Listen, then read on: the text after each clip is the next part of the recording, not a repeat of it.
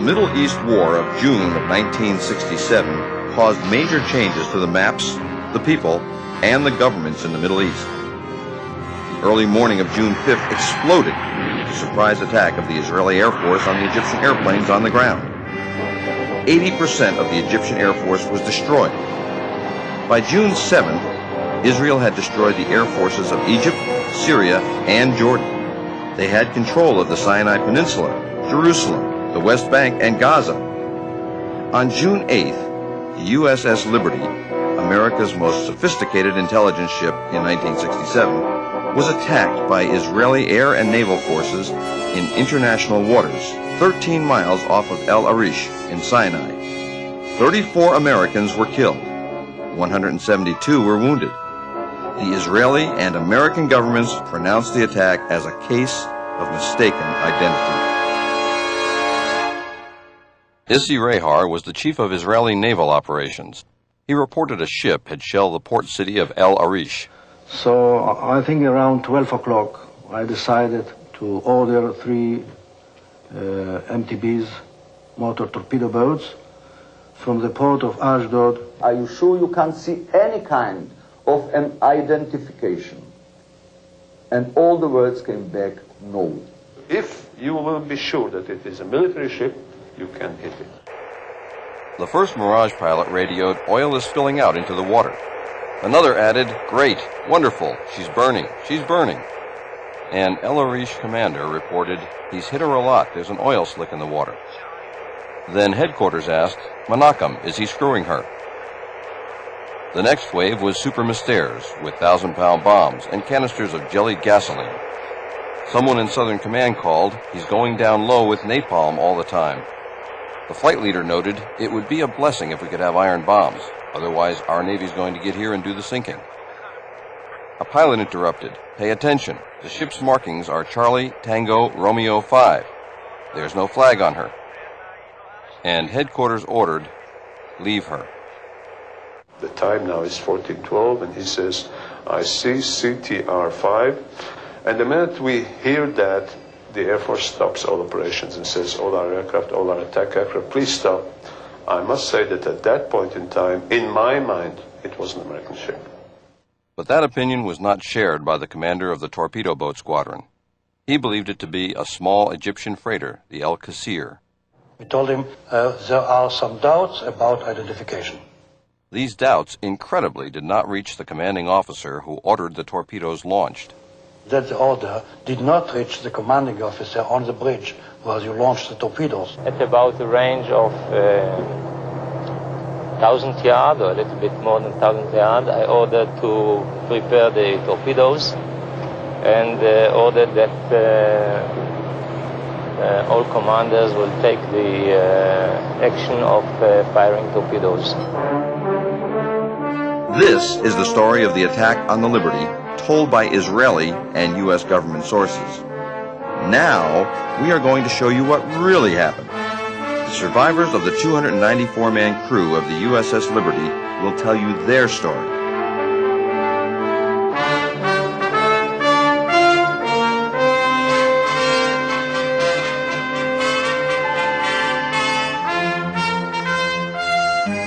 I'm Tito Howard, the producer of The Loss of Liberty.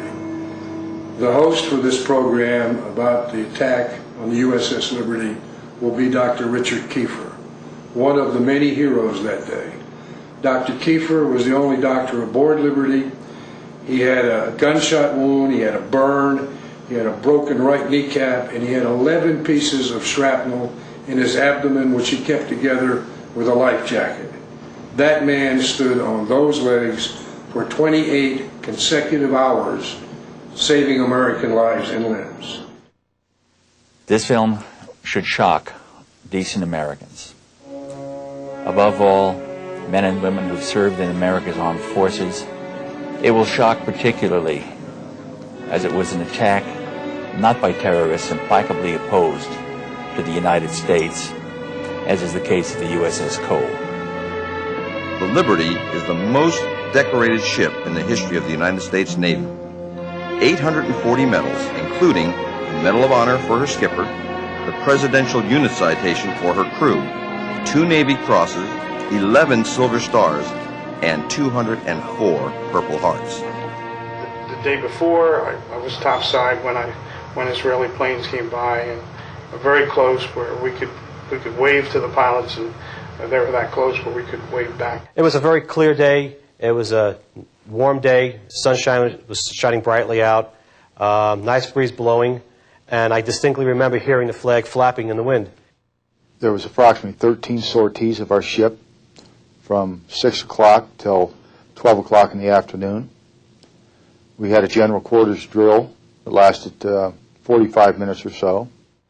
Our captain, like me being an engineer, really believed in watertight integrity and making sure our people were equipped and knew how to fight fires and repair damage. I was coming to go back to the Triscom area. I stepped out on deck. That plane came by and looked right in the cockpit. If you waved, I waved. That's how close they were, and they knew who we were. Well, all the recon flights that they had that morning, looking at our ship for approximately 6 to 7 hours, they had a good idea of what they were doing, and they hit us hard and fast with everything they had. Commander William McGonigal, the ship's captain, although he had been badly wounded, most of his bridge crew had been killed. He stayed on the bridge throughout the attack and the long night that followed. Admired and respected by his crew, he received the Congressional Medal of Honor for gallantry. When the plane struck, it was without provocation and certainly unexpected. And they seemed to descend on us from all directions at the same time. Those rockets and machine guns tore the ship. It killed men on deck. And we were defenseless. I heard this big bang, and there was bullet holes all behind in the cushions of the couch that I just left. And by the time I got to the door of the wardroom, the skipper was on the PA system that we were under attack by unknown forces, man your battle stations. Then the regular general quarters sound alarm went off, and right across the hatch from the wardroom is where I would go through, down 2 decks to my station. When I went through there was one rocket that came through and helped me to get down 2 floors in a dad-burned hurry. When I got up off my knees down there, well, we were well under attack. And the skipper again was on the phone system telling auxiliary radio to get word out to anyone that they could that we were under attack by unknown forces and we were in the need of help. My general quarters station was radio central. It was my responsibility to keep up, ship to ship or ship to shore communications. And out on deck in radio central, we were taking rounds through the bulkheads. There was 2 55-gallon drums of gasoline just outside the bulkhead on the 01 level that had caught fire from the strafing run, and that was heating that outside bulkhead and peeling the paint off on the inside. There was a lot of smoke in the compartment. There's holes where we were taking rounds where the sunlight shining through, and it was a real surrealistic look. I was topside fighting fires and doing other damage control work throughout the duration of the attack. At the same time, I was able to observe the jets flying overhead, and I also observed the American flag flying from the mast. At no time did that flag hang limp from the mast. I was one of the 2 signalmen on the USS Liberty when the ship was attacked, and my only job during the attack was to make sure that the flag was flying, so every few minutes I would walk out at the signal bridge up at the mast. And fighting what fire we could with what little water I could give the people topside for the fire, it was really a problem. So that on the first pass they knocked out our ability to call for help. The one remaining antenna, which I had shut down because it had some problems in the tuner, is probably why it didn't get hit. I had to jury rig a coaxial cable directly from the transmitter to the antenna. So we were working feverishly to try to get a signal out at that time, and then finally there was we were able to get a signal to the 6th Fleet, and then I was listening or monitoring that communications, and they said that they would be sending aircraft, and so at that point, we just felt overjoyed that knowing that there was going to be aircraft coming to our rescue. The initial strike by the planes on the ship commenced at about 5 minutes after 2 in the afternoon of 8 June. And the attack lasted about 20 minutes. The ship was fired at from port to starboard, starboard to port, stem to stern, and there was not a single compartment above the waterline that did not have one or more direct penetration by a rocket, machine gun, and they also dropped napalm on the bridge of the ship.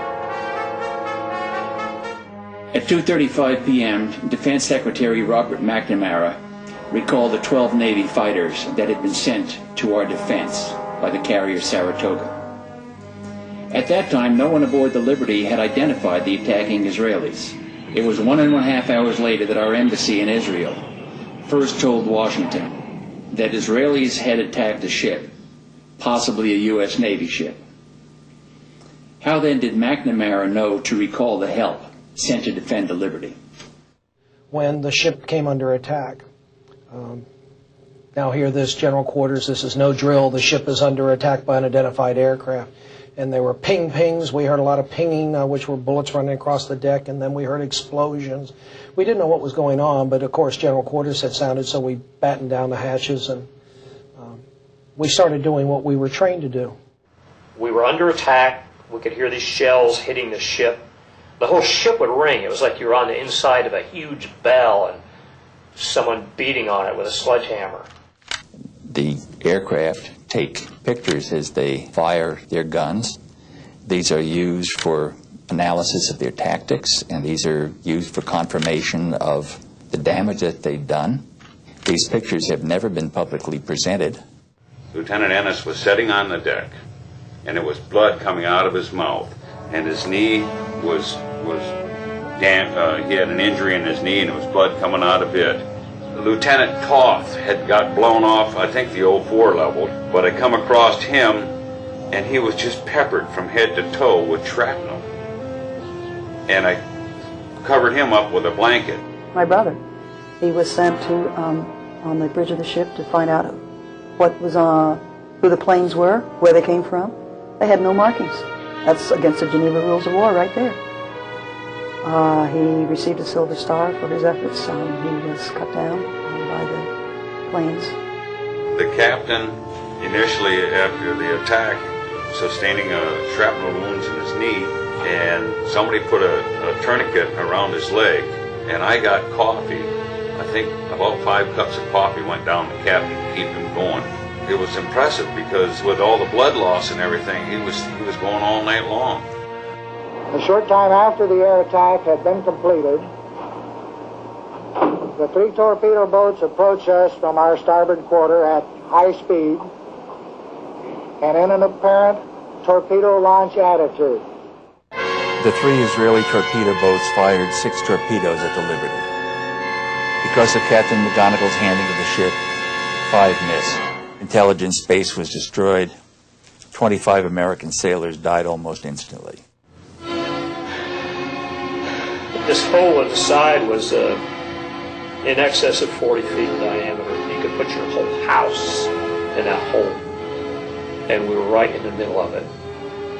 We couldn't believe what we saw. You couldn't walk around that part of the deck without stepping on a piece of someone. In fact, Phil Turney and myself had found a shoe with a foot still in it. I do remember the alarm for standby to abandon ship. Don't believe your station yet. They were preparing to, and then that was called off because apparently the life rafts had been shot up. So there was, if you went in the water, you were on your own, and the list on the ship was considerable. You could tell it looked like at first we were going to maybe roll over. The lights went out and the ship rolled over, and I figured, well, it's the end. The torpedo had hit the side of the ship, of the room I just stepped out of, killed every man in my division that was in there. This fellow first class that I mentioned, he was on the phone at the time just outside the door. It took off the back of his head. It broke my lower left leg, both bones, collapsed my lung, broke ribs, fractured my skull, blew out my eardrums. We took the guy down below, and I don't know how many runs I made up and down, carrying wounded. And I saw all the bodies laying there on the tables where Dr. Kiefer had been working on. And I was told that he was in the officers' wardroom operating on more people. 34 were killed, another 172 were wounded. The care of these people was done by myself with the assistance of 2 corpsmen.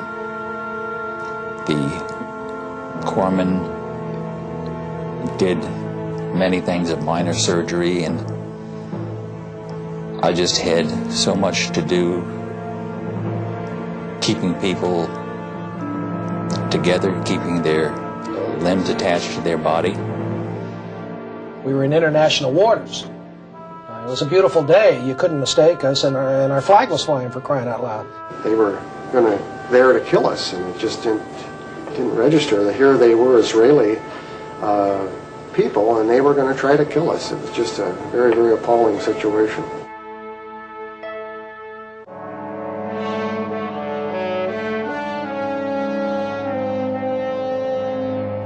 A strange quiet descended on the Liberty crew. After the explosion, the pounding of machine gun bullets slowed and stopped. Fires were put out. The stunned, angry, and exhausted crew caught their collective breath. Limping at 5 knots toward sanctuary several hundred miles to the north, they had somehow survived one of the most ferocious sustained attacks ever on an American ship. 34 were dead, 171 were wounded. All survivors had mental scars. There is not one single life raft. The wounded are treated. Sailors remember that they were promised help. They expected that help. That help, in the form of phantom jets from the USS Saratoga, was on its way. It never arrived. It would be the next morning, 17 hours after the attack began, before they would see an American face.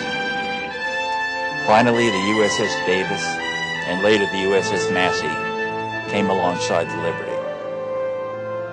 Many of their sailors wept as they boarded the Liberty, saw open decks stained with American blood, and parts of American bodies on the deck.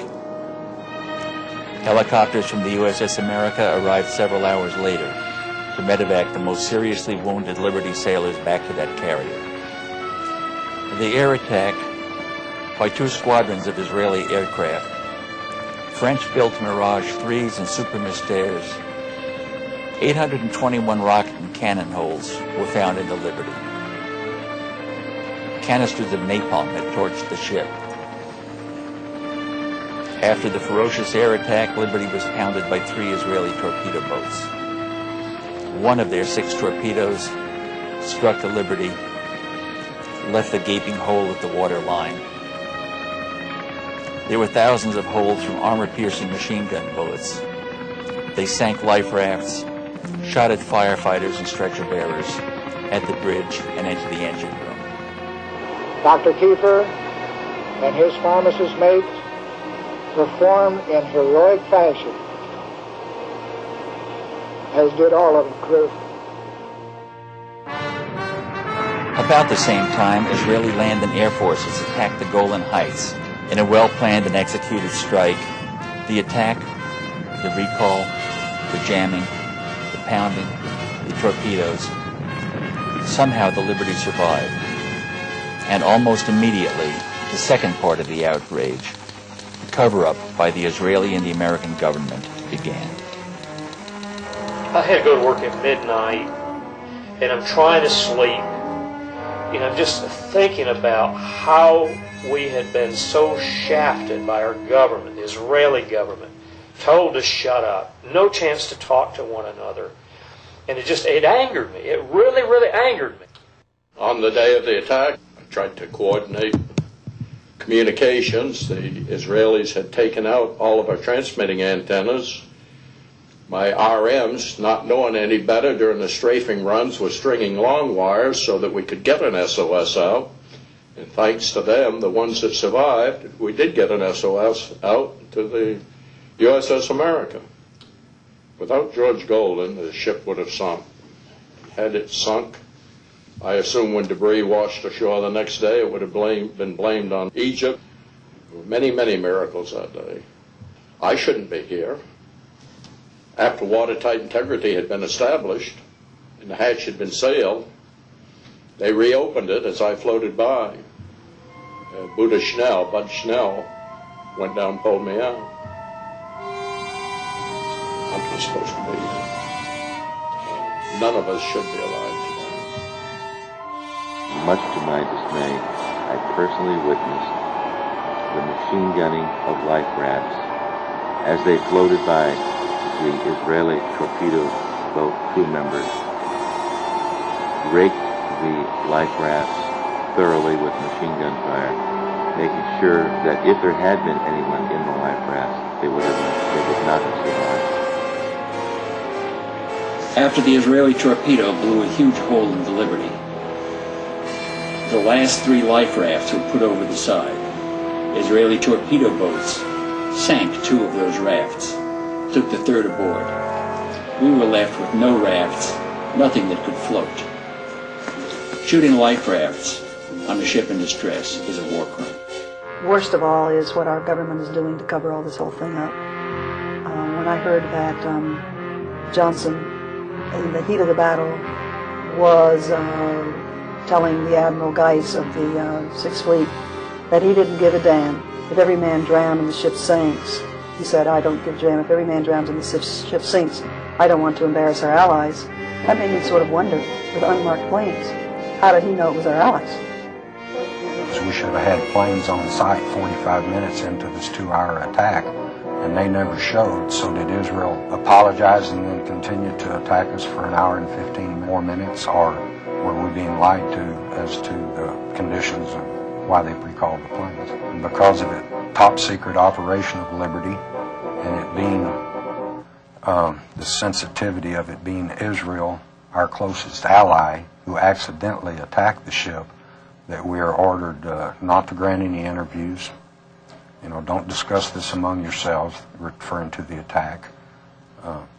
Don't get over on the beach drinking in the bars and running your mouth. And he says, in fact, if you go ashore in Malta, you will remove your ship's name from your jersey or go ashore in civilian clothes.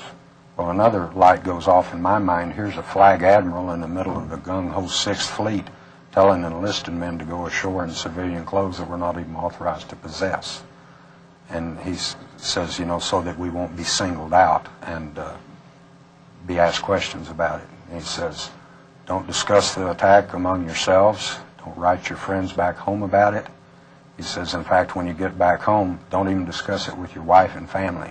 And he said quite sternly, just forget it ever happened.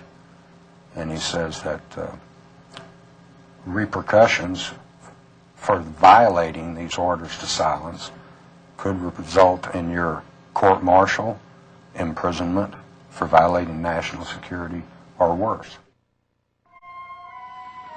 I noticed a very large helicopter with Israeli markings hovering very close to us. I looked in the door of the helicopter, which was open, and I could see a number of Israelis carrying automatic weapons. They had just heard that the 6th Fleet had finally launched aircraft to come to our assistance, and so they just left the scene. Helicopter gunships, I'm sure in my mind, would have picked off survivors if we'd abandoned ship. They were sent there to finish us off. The aircraft were sent to make us incommunicado, so we couldn't send an SOS out. The torpedo boats were sent to sink us, and the helicopters were sent to pick off survivors, so there'd be no trace. It was a perfectly executed military operation. If you look at the photographs of the Liberty after the attack, on the first strafing run, they used heat-seeking missiles that took out the tuning section of every transmitting antenna on the ship. In less than 2 seconds, they had taken out all our communication capability. The attack on the USS Liberty lasted as long as the attack on Pearl Harbor, about 2 hours. You've heard the outrageous, implausible Israeli version of the attack on Liberty, told by their first-hand observers. You've heard what actually happened, told by the valiant Liberty crew. Now, hear what some of America's greatest heroes and leaders have to say. Colonel Mitchell Page was the last Marine standing after repulsing a Japanese regiment on Guadalcanal. We all know that this was in international waters. It was an unprovoked, intentional attack on a U.S. vessel with one objective, to sink it and kill all aboard. Unprovoked attack. I think it was dastardly. I think it was a betrayal of any friendship that we may have had with that nation. And I think that it should be exposed to the entire world and all brought out so that the whole world would know the actual truth about that particular day in 1967. And very widely could see this was an American ship. And not only did the Israelis attack it, they did this with their Army, Navy, and Air Force.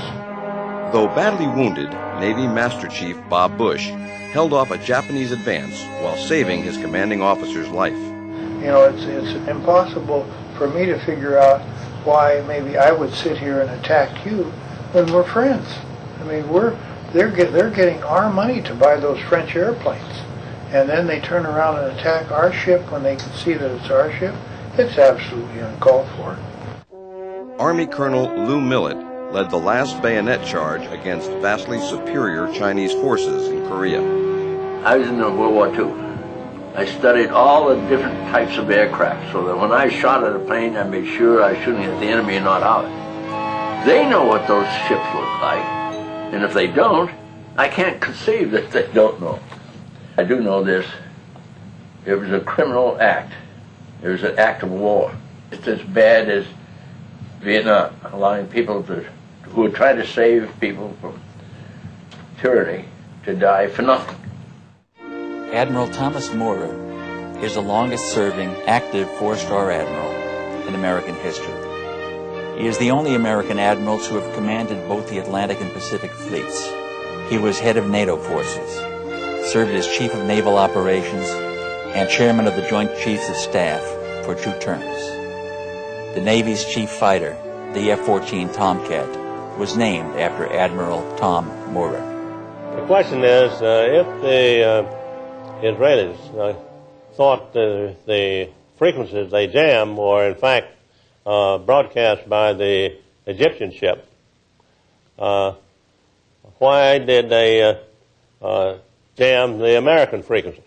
There's no question about the fact that the jamming of the Liberty frequencies was deliberate and was undoubtedly ordered by high authority. Since a large part of the casualties were caused by torpedo boats, could have been prevented from making those attacks by the aircraft that were on their way to help when they were recalled.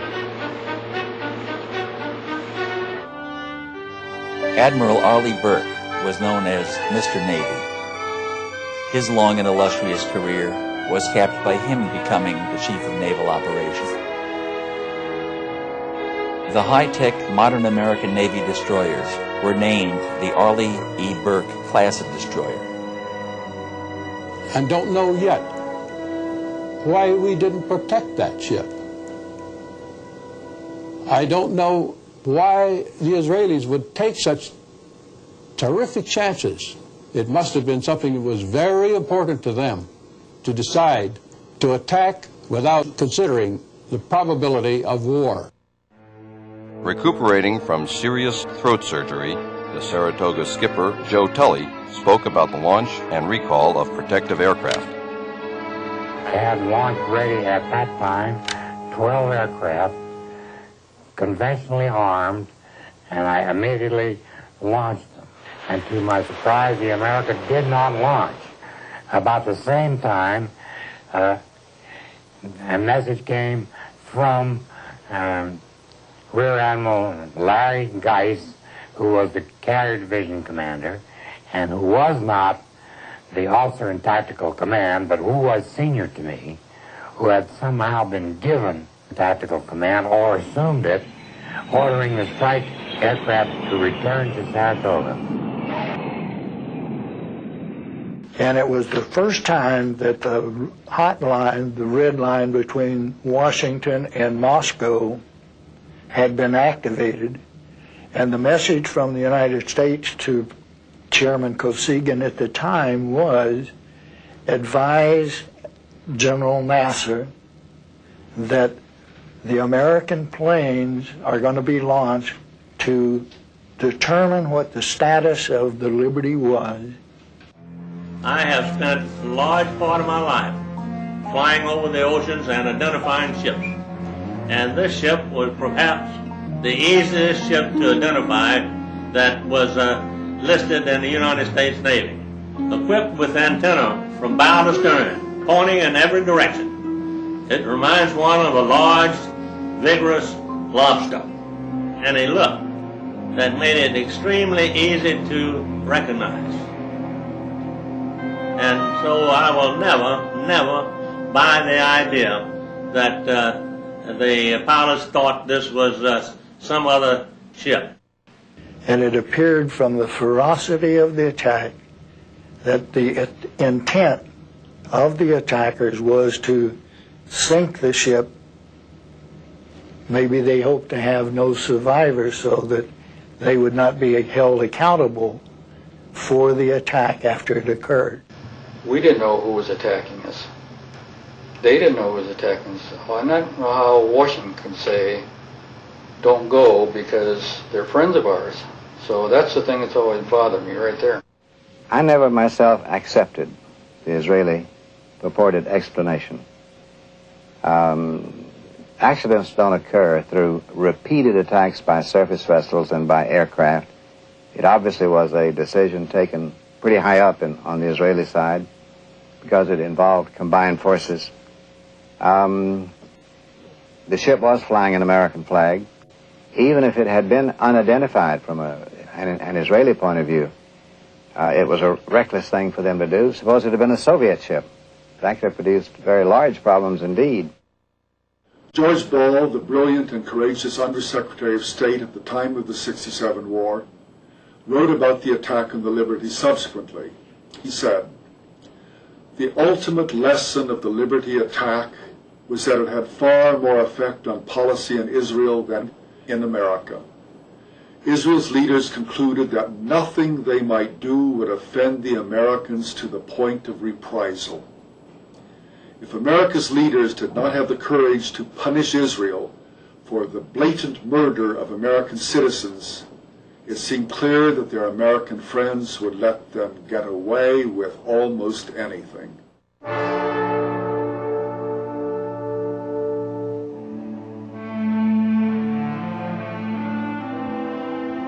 Fleet tug Papago would be our escort into Malta. The divers rigged a large canvas over the torpedo hull, and it was secured in place using ropes that were passed under the hull and over the main deck. Once the canvas was in place, the Liberty could proceed under its own power towards Malta. Once we were in dry dock in Malta, then came the gruesome task of removing the bodies and the debris from the research vessels. I was unfortunate enough to draw the first shift as part of our division, which would be used to cut the debris away from the bodies so they could be removed from the research vessels. The first body to come out was almost unrecognizable. Due to being in salt water for 6 days, the body was almost completely hairless. We fingerprinted the body, put it in a body bag, and moved it out of the spaces. This continued through the night and on into the next day. After 33 days in Malta and the Liberty was repaired, we brought the ship back to Norfolk. Now it was over. The Liberty was home. Over. It will never be over until the truth is known. The cover-up began with the report of the casualties. The first word that we had out was before the torpedo attack that we had 9 dead and 75 wounded. This has been the number that has almost invariably appeared in the newspapers as an attempt to minimize the nature of the attack, the ferocity of the attack, and the unjustifiable nature of the attack. There was no press campaign to cover this in its entirety for the benefit of the American people. As a matter of fact, in many cases, the press supported the Israeli contention. Future Judge Advocate General of the Navy, Rear Admiral Merlin Starring, was given less than 24 hours to review the 600-page Court of Inquiry report. In the course of my career as a Navy lawyer, I have been called upon to review and take actions upon hundreds of investigations of various degrees of importance and volume. This is the only instance in which a record of such an investigation has been withdrawn from me after I had been asked to review it and had not been given an opportunity to complete my advice to the convening authority. As you know, it's a voluminous document. And one of the things that I initially had difficulty with, and still do, is the fact that the very first statement of fact that the court arrived at and presented was this: available evidence combines to indicate the attack on Liberty on 8 June was in fact a case of mistaken identity. Now, that is the sort of thing in this record that I found great difficulty in supporting from the evidence that was included.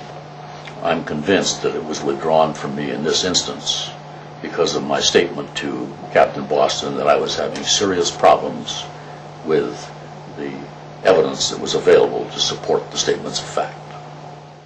In the subsequent cover-up, the Israelis maintained that they thought the Liberty was the small Egyptian freighter, the Al-Qusair.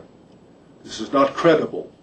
Not only was the Liberty flying a large American flag, but it was 5 times as large as the Al-Qusair, and its profile was unique. It bore no resemblance whatsoever to the Egyptian ship. Tordella was the deputy director at the time of the attack. Tordella, when he received the copy of the Israeli mistake explanation, wrote across the top of it a nice whitewash. He didn't believe it at all. And he later wrote another memorandum for the record indicating that he thought that the most likely explanation was that the Israelis attacked the Liberty because they didn't want the Liberty to hear what was going on in the Sinai. And this is the highest professional at NSA. In addition, the director of NSA at the time, Marshall Carter, told me that he thought it was deliberate. In addition to that, he was very offended in another memorandum he wrote that it appeared that the Johnson administration wanted to cover up the whole thing. They actually wanted to sink the ship so that Israel wouldn't be embarrassed. Admiral Kidd, when he came aboard our ship to interview the survivors, he got us in small groups, 3 or 4 or 5 sailors, and he would ask us questions. The first thing he did is he took off his stars, laid them on the table, and said, "Listen, open up to me and talk to me just like her. I'm just like you, one of you." So we did. We trusted him. We opened up with our hearts. We told him exactly the way we felt, what happened, what we saw. And when that was done, he put his stars back on his lapel, and he ordered us not to say anything to anybody, our families, friends, shipmates, anyone. If we did, we faced the possibility of a court-martial, penitentiary, or worse, and everyone knew what worse meant. Actually, he scared the death out of me. I didn't talk about the attack to anyone for almost 20 years.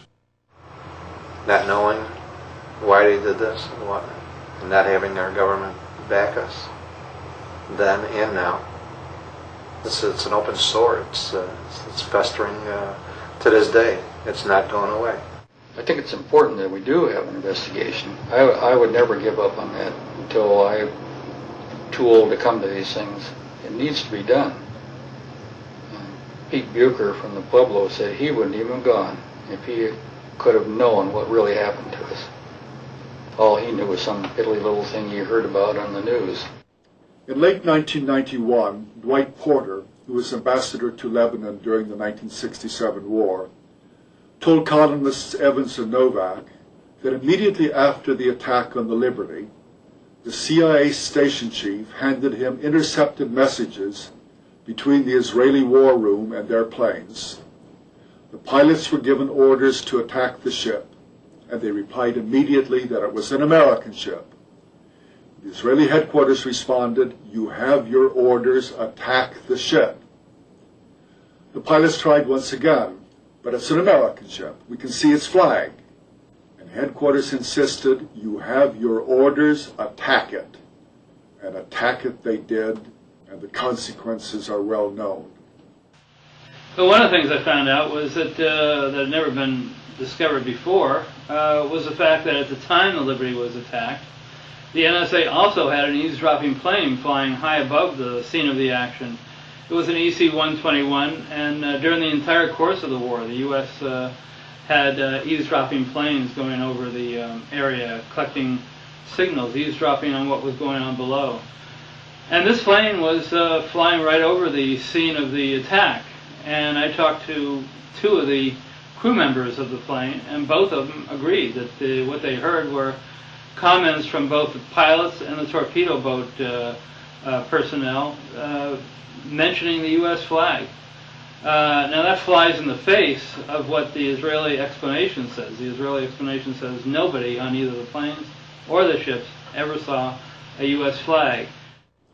Evans and Novak got further confirmation of the Israeli attack from an American-born Israeli major, Seth Mintz, who was in the Israeli war room at the time of the attack. He told the reporters, quote, "Everyone felt that it was an American ship and that it was the Liberty. There were comments about the markings, about the flag. Everybody in the room was convinced it was an American ship," unquote. Mintz told Evans and Novak that the Israelis were guilty of an outrage. True. But the American suppression of the truth was an equal outrage. Well, at the time, the Liberty was off the coast of the Sinai, off the coast of where El Arish was on the Sinai Peninsula. According to Israeli military historians who wrote reports of it at the time, and other eyewitnesses, the Israeli military was killing prisoners, Egyptian prisoners, committing war crimes, desperate acts of war crimes in order to, so they wouldn't have to transport the prisoners because they had no place to put the prisoners. They decided to take the most expedient method and just kill them. If the planes dispatched by the Saratoga had continued to the rescue, the Israelis would have been driven off. But Washington took the Israelis at their word. They said they had recognized their error, and they apologized. And the attack had already stopped, they said, but they were lying. The attack continued for another hour and 20 minutes, during which 25 more American sailors died, and 110 more were wounded. All would have been spared if the American planes sent to help them had not been recalled by Washington. The point was, the attack did take place. There were a lot of reasons that the Israelis would have wanted to hide things from the U.S., and that's why there is a need for investigation. I mean, you're not going to take the word of somebody who was the principal person who caused it. That'd be like taking the word of a defendant in a shooting. Every one of the 1,000-odd clashes between Syria and Israel between 1948 and 1967 was examined by the UN Truth Supervisory Commission, which found out that only a very, very few had been caused by the Syrians. A few dozen of the clashes were ambiguous, and all of the rest were caused by Israel. Well, there were many officers of many nations, and they all reported the same thing. Could they all have been lying? Still, we no longer have to rely only on the UN documentation. Moshe Dayan, who commanded the Israeli forces in 1967 and had given the order to occupy the Golan, gave an interview to an Israeli journalist in 1976. The interview was kept secret until April 1997, when it was published in an Israeli newspaper. It has been authenticated by Israeli historians, and General Dayan's daughter, Yael, a member of the Knesset, insisted that it be published. Why did he give the order? To invade. Essentially, it was because of pressure from the would-be settlers in the Golan, who convinced Levi Eshkol, the Israeli prime minister, to occupy the heights and the fertile lands beyond. And when asked if that were all there was to it, Dayan replied, "I can tell you with absolute confidence that they were not thinking about security. They were thinking about the heights land. I saw them. I spoke with them. They didn't even try to hide their greed for that land." The best one is the one where they wanted the Golan Heights.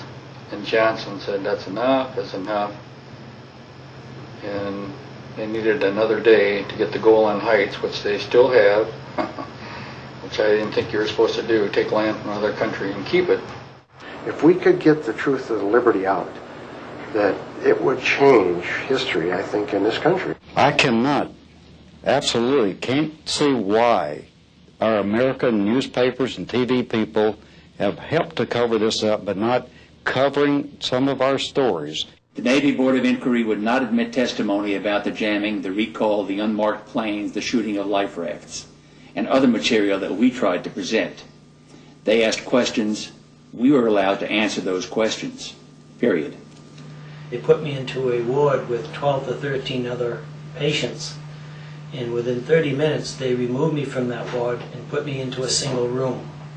I noticed that I had a name tag with Smith on, and right after I noticed that, an officer came in and told me that from now on my name is Smith. I was never on the Liberty, and I was never ever to talk about it to anyone. I still have 53 pieces of shrapnel in me today.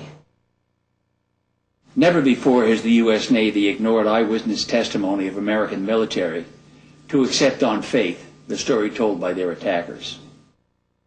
Certain entries in the ship's log of June 8th have raised serious questions. Nobody knew who was wounded or how severely. This had not been established until days after reaching Malta. The log also minimized the duration of the attack by over an hour and a half, conveniently fitting the Israeli version.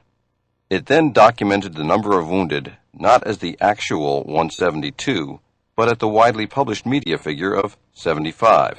It should be a congressional committee, both Senate and House, to examine all the data available.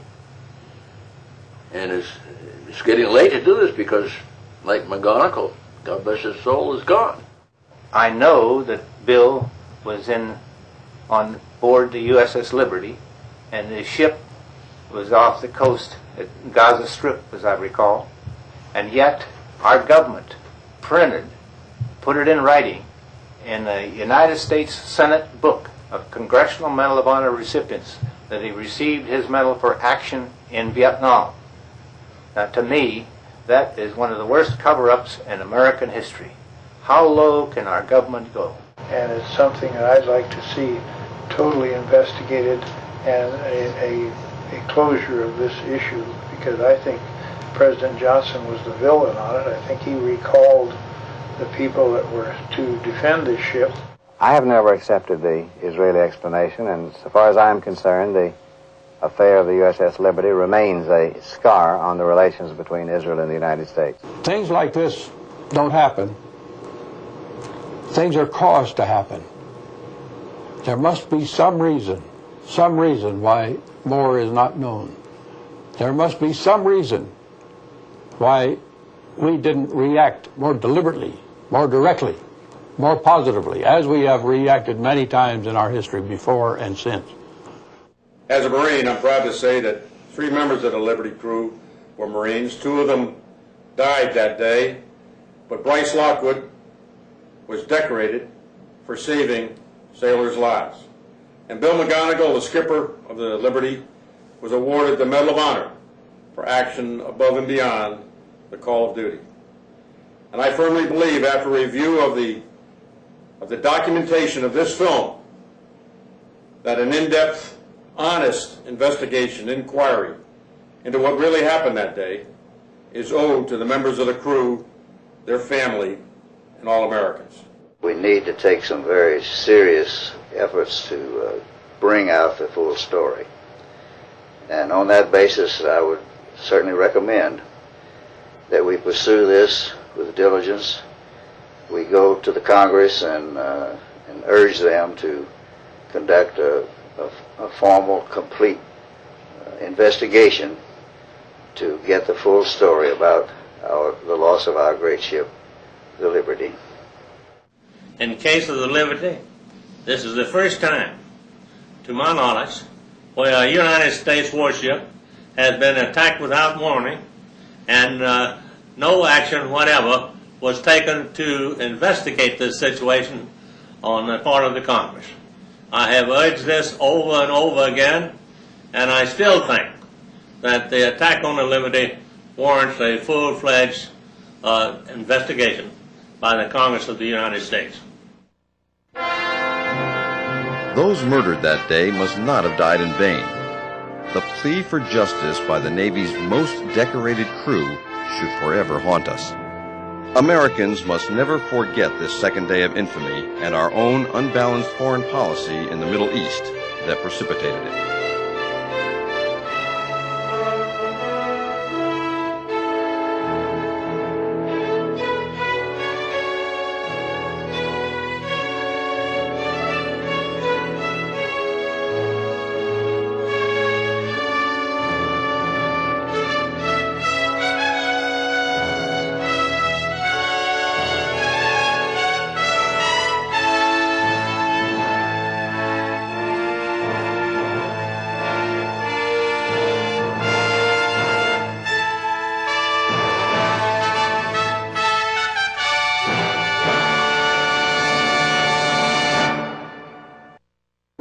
Of an identification, and all the words came back no.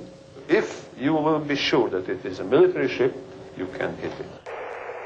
The first Mirage pilot radioed, "Oil is spilling out into the water." Another added, "Great, wonderful, she's burning, she's burning." And El Arish commander reported, "He's hit her a lot, there's an oil slick in the water." Then headquarters asked, "Menachem, is he screwing her?" The next wave was Super Mysteres with 1,000-pound bombs and canisters of jellied gasoline. Someone in Southern Command called, "He's going down low with napalm all the time." The flight leader noted, "It would be a blessing if we could have iron bombs. Otherwise, our Navy's going to get here and do the sinking." A pilot interrupted, "Pay attention. The ship's markings are Charlie, Tango, Romeo 5. There's no flag on her." And headquarters ordered, "Leave her." The time now is 14:12, and he says, "I see CTR-5." And the minute we hear that, the Air Force stops all operations and says, "All our aircraft, all our attack aircraft, please stop." I must say that at that point in time, in my mind, it was an American ship. But that opinion was not shared by the commander of the torpedo boat squadron. He believed it to be a small Egyptian freighter, the El Qasir. We told him there are some doubts about identification. Life jacket. That man stood on those legs for 28 consecutive hours, saving American lives and limbs. This film should shock decent Americans. Above all, men and women who've served in America's armed forces. It will shock particularly as it was an attack not by terrorists implacably opposed to the United States, as is the case of the USS Cole. The Liberty is the most decorated ship in the history of the United States Navy. 840 medals, including the Medal of Honor for her skipper, the Presidential Unit Citation for her crew, 2 Navy Crosses, 11 Silver Stars, and 204 Purple Hearts. The day before, I was topside when Israeli planes came by, and very close where we could wave to the pilots, and they were that close where we could wave back. It was a very clear day. It was a warm day. Sunshine was shining brightly out. Nice breeze blowing, and I distinctly remember hearing the flag flapping in the wind. There was approximately 13 sorties of our ship from 6 o'clock till 12 o'clock in the afternoon. We had a general quarters drill that lasted 45 minutes or so. Our captain... These doubts, incredibly, did not reach the commanding officer who ordered the torpedoes launched. That the order did not reach the commanding officer on the bridge where you launched the torpedoes. At about a range of 1,000 yards, or a little bit more than 1,000 yards, I ordered to prepare the torpedoes and ordered that all commanders will take the action of firing torpedoes. This is the story of the attack on the Liberty, told by Israeli and U.S. government sources. Now, we are going to show you what really happened. The survivors of the 294-man crew of the USS Liberty will tell you their story.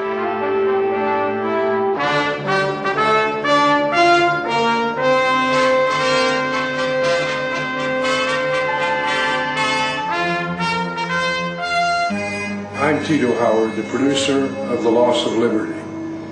The host for this program about the attack on the USS Liberty will be Dr. Richard Kiefer, one of the many heroes that day. Dr. Kiefer was the only doctor aboard Liberty. He had a gunshot wound, he had a burn, he had a broken right kneecap, and he had 11 pieces of shrapnel in his abdomen, which he kept together with a lot. Like me being an engineer, really believed in watertight integrity and making sure our people were equipped and knew how to fight fires and repair damage.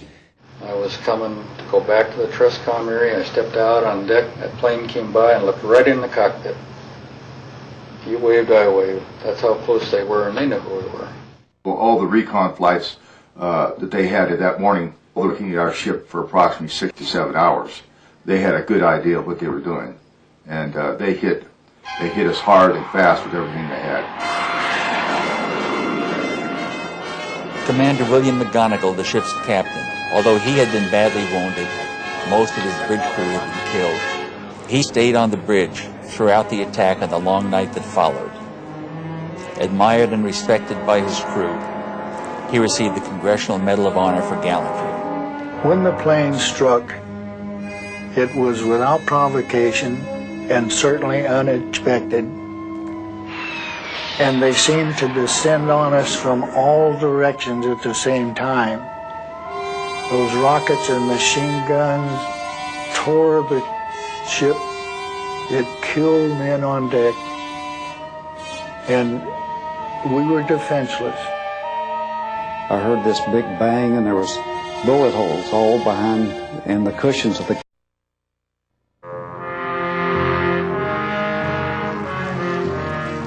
The Middle East War of June of 1967 caused major changes to the maps, the people, and the governments in the Middle East. The early morning of June 5th exploded with the surprise attack of the Israeli Air Force on the Egyptian airplanes on the ground. 80% of the Egyptian Air Force was destroyed. By June 7th, Israel had destroyed the air forces of Egypt, Syria, and Jordan. They had control of the Sinai Peninsula, Jerusalem, the West Bank, and Gaza. On June 8th, the USS Liberty, America's most sophisticated intelligence ship in 1967, was attacked by Israeli air and naval forces in international waters, 13 miles off of El Arish in Sinai. 34 Americans were killed. 172 were wounded. The Israeli and American governments pronounced the attack as a case of mistaken identity. Issi Rehar was the chief of Israeli naval operations. He reported a ship had shelled the port city of El Arish. So I think around 12 o'clock, I decided to order 3 MTBs, motor torpedo boats, from the port of Ashdod. Are you sure you can't see any kind